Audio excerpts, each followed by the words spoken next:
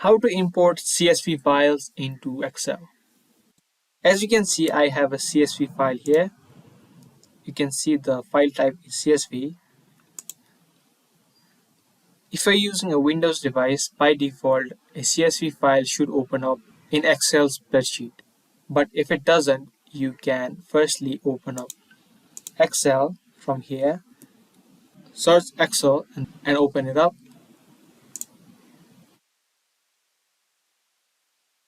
Now here you need to head over to Data and click on From Text. And then choose the CSV file that you want to import. Choose the file and click on Import. Now this type of menu will open. Here you'll see two options, delimited and fixed width. If your CSV file has characters such as comma or tabs separated in each field, then you can choose the delimited. Or if your file has columns with spaces between each file, then you can choose the fixed width. Choose it depending upon your CSV file and click Next. Now make sure you uncheck the tab and check the comma.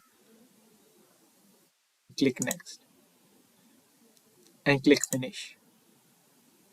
Now here it gives you options to import a CSV file to an existing worksheet or a new worksheet. You can choose any of these and click on OK. As soon as you do that, you can see that the CSV file has now been imported to Excel.